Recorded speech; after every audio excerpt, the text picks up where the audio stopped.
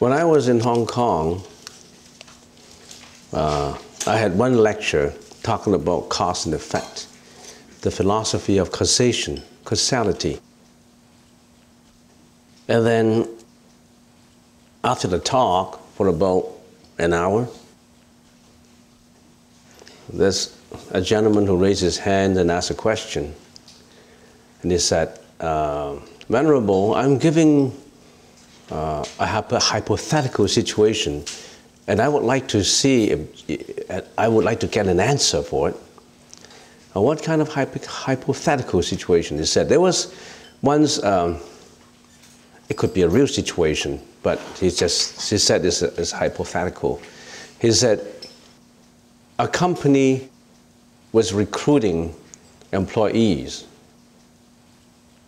to do a job.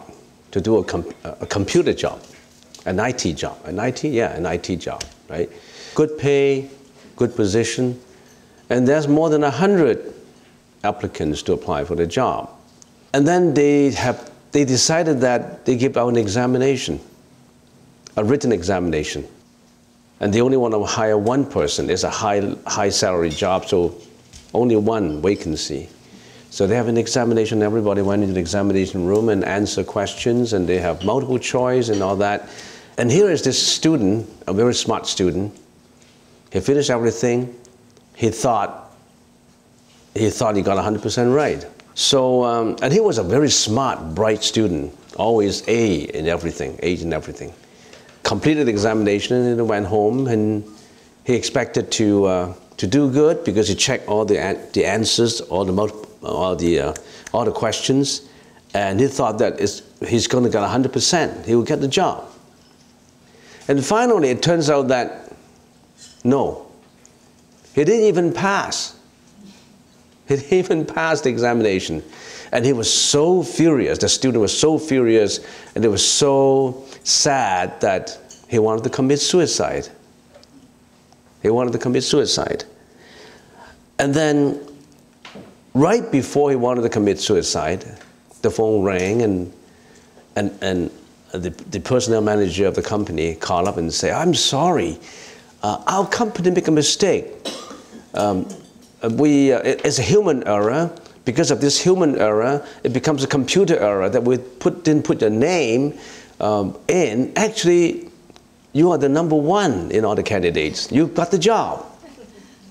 So they make a mistake. And the gentleman said, this is a hypothetical question. He said, that's the cause. What would be the result? The cause is this. He wanted to commit suicide. He didn't. He got the answer that he was number one, and he feels so happy. And what would be the result? What kind of effect would that be? They gave me a hypothetical question. And I said, I never give a truthful answer to a hypothetical situation. How can you want a good answer for a hypothetical situation? Then I said, okay, if it's a hypothetical situation, I can see a lot of possibilities in the effects. It depends on circumstances, it depends on what are the contributing factors. But all of a sudden something turns in my mind and said, there could be, it depends on where you are. If you're in Hong Kong, you know what will happen? If you're in Hong Kong, probably the parents would say, don't go, Johnny. That's a terrible company. You almost get killed. Don't go there. So that's the fact is, John would never wouldn't work for that company because this is a terrible company. How could a company make mistake in doing that? This was a probable result, in fact, in Hong Kong. And then I said, if Johnny was hypothetically was in the States, what would be the result? What would be the effect? I said the effect would be, Johnny would be approached by a legal firm. Johnny, you're going to sue that guy, sue that company, and let's share 50-50. That's from the American company. From probably the hypothetical effect would be that the company gets sued. The lawyer got 50% and Johnny got another 50%, which is even better than working for the company.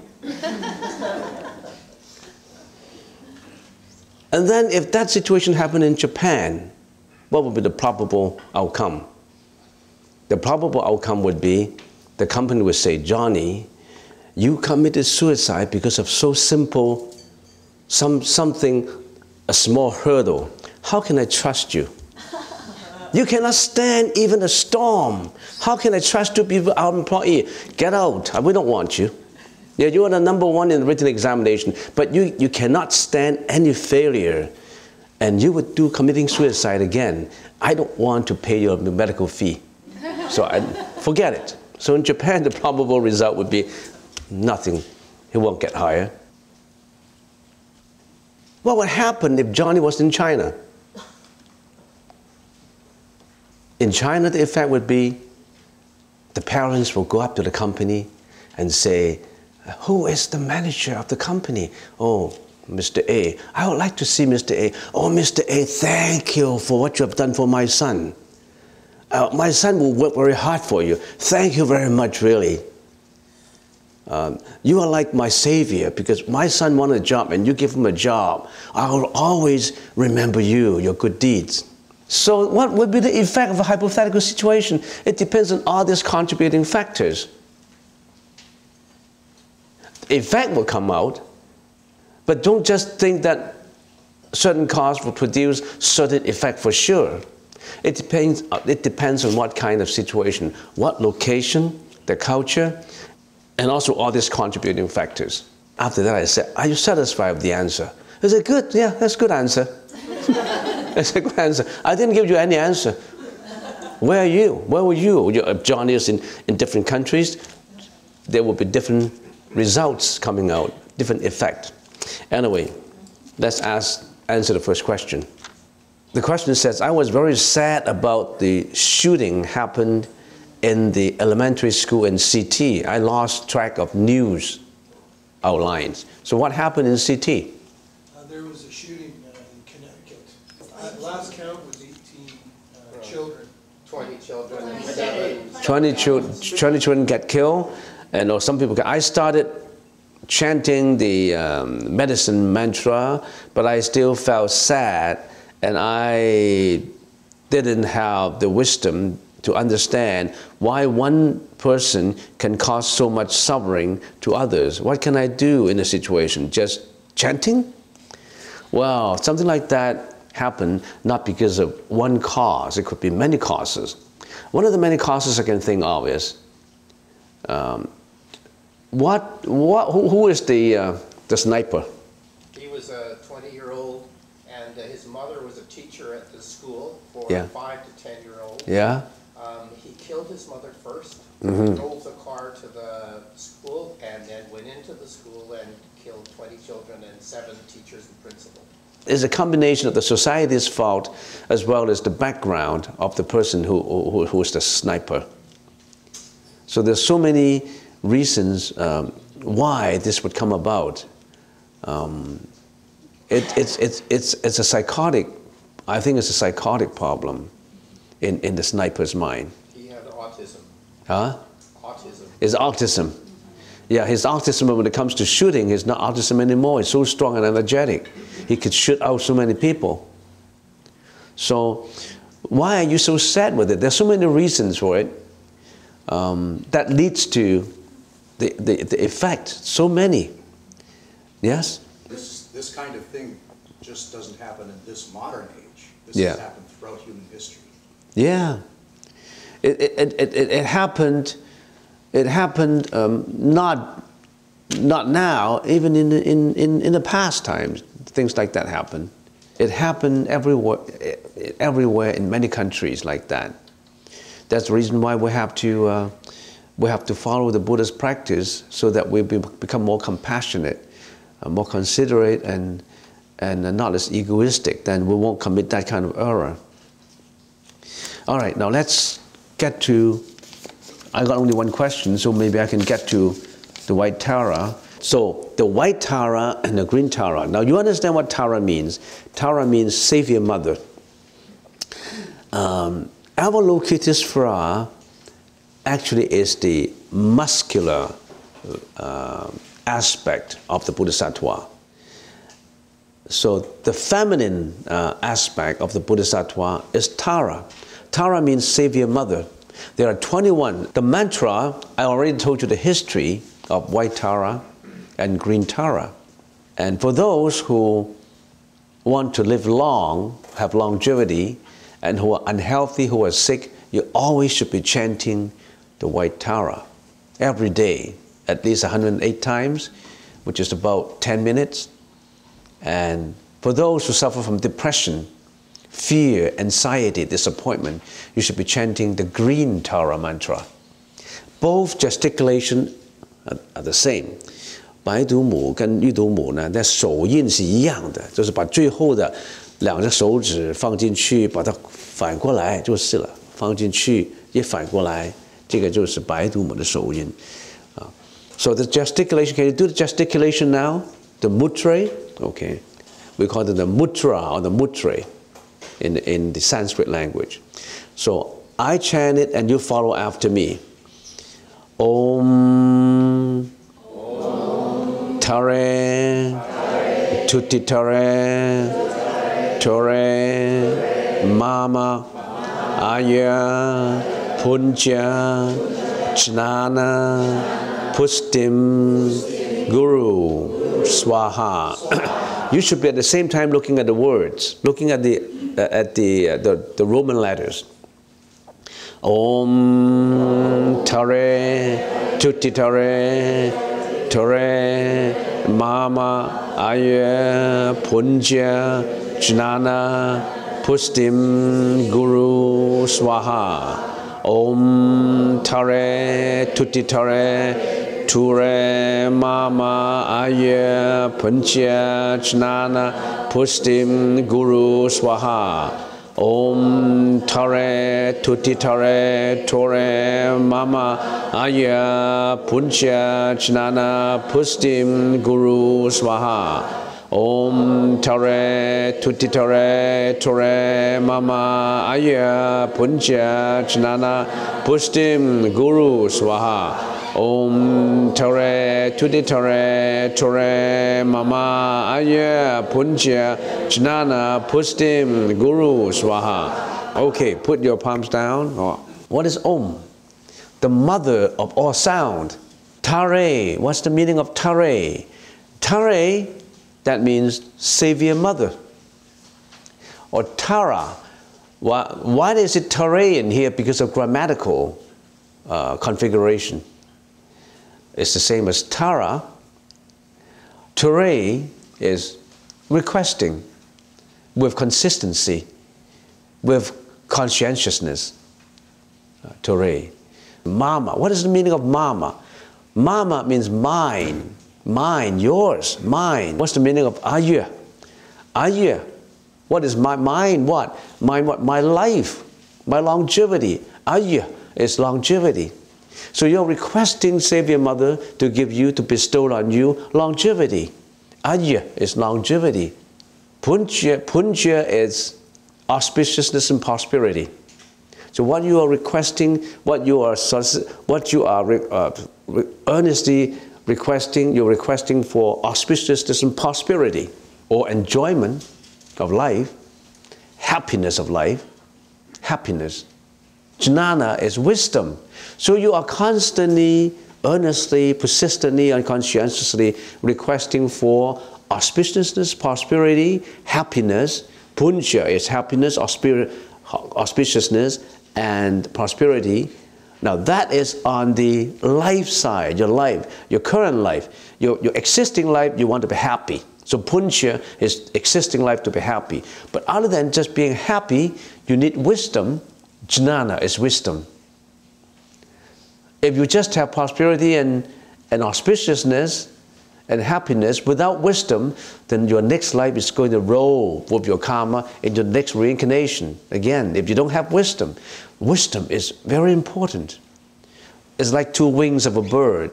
If you only have puncha, it's not enough. Puncha is like the wing, two wings of a bird.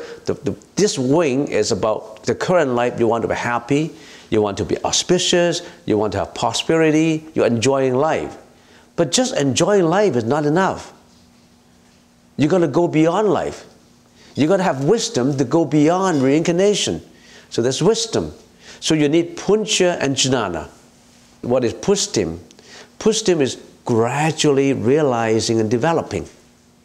It's coming to you. It's gradually coming to you.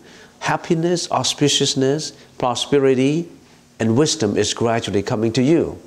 Pustim is gradually coming to you. Pustim means gradually developing and gradually coming. What is guru? Guru, you know, guru also means teacher. Some people name their sons Guru. Hi Guru, how are you? Guru. Guru is a name. I've got a friend whose name is Guru. He's a really intelligent guy. So by name, he's already a teacher.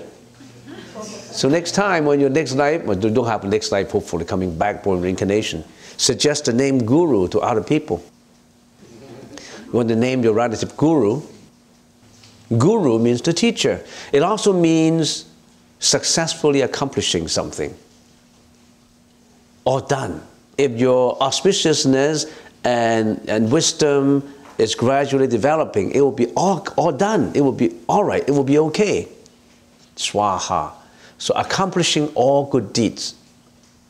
So the whole mantra means listen very carefully. The mother of all sound, the origin of all good deeds, the Mother Savior, persistently with conscientiously requesting Mother Savior for my longevity, for my auspiciousness, prosperity, for my wisdom, will be gradually developing to me, and all will be okay and accomplished as it will, all good deeds will be accomplished, as all good deeds will be accomplished. So you chant 108 times. It takes about 7 minutes. And white Tara, if you visualize the body of a white Tara, is in white color with 7 eyes. The white Tara is in a full lotus position. In other words, both legs crossed in a full lotus position. You see, there's a half lotus position and a full lotus position. If you have both legs crossed, that is a full lotus position. In a full lotus position with 7 eyes, the 2 eyes with the middle eye, the third eye, with both, 1 eye on both hands, 5 eyes, with eyes the sole of the feet. So 7 locations where they have 7 eyes. You need watchfulness to arrive at the wisdom level. You need mindfulness. So eyes means mindfulness, watchfulness, and being always alert. The Tara is in a white color. Tantric Buddhism believes in the origin of all colors is a non-color pure white. So it's the origin of all colors. And the Tantric Buddhism also believes the green color contains all other colors. So the next one will be the green Tara mantra. Om, follow after me. Om. Tare, Tuttare, Tore, Swaha. Om, Tare, Tuttare, Tore, Swaha. Om Tare Tuttare Tore Swaha. Om Tare Tuttare Tore Swaha. Om Tare Tuttare Tore Swaha. So for the green Tara, it's suppression of depression, fear, and anxiety. If you know the green Tara, the white Tara is just adding a few words at the end. It's the same. More or less the same. It comes from the same short mantra. So any questions with the white Tara and the green Tara? It's very effective, and you should do it every day, or you should advise your friends or relatives to do it every day, particularly if they're sick, if they're not normal, if they suffer from depression, fear, and disappointment. The physical contains the mental, and the mental contains the physical. So that proves the mantra is very logical. You know why? Because the green Tara contains the spiritual, and the white Tara contains both the spiritual and the physical. That means both are just one. 2 into 1 and 1 into 2. The physical can never get away from the spiritual. So that means both contains the spiritual in there. Definition of Tuttare. What does it mean, you mean? Yes. Tuttare is persistently requesting. Thank you. Yeah, persistently requesting. In other words, persistent is the word. So you just don't do, you do it once or twice, or do it for 5 minutes, and next day you don't do it, and the third day you don't do it, and the fifth day you do it again. That's not consistent. You should be consistently doing it. Yes? So why 108 times? Like, where does that number come from? Well, if I said 21 times, it would say, why 21 times? If I said 110, why 110? It's just a number which says that don't just chant 1 or 2 times. If I said 7 minutes, why 7 minutes? Why not 8? See, it just gives you a number. So the Avalokitesvara with 1,000 hands and eyes, why 1,000? Can it be 1,001? It's just giving you, telling you that persistency, that means lengthen it. Doing it all the time. You should be doing it 24 hours, but you can't do it 24 hours. Unless mentally you're always chanting it. Is that how many beats there are on the... Yeah, 108 times is what a beat contains. 108. Is that why they count? Yeah, they just give you a number. 100, 108. And some people have 18. Some people have 21 beats in the rosary.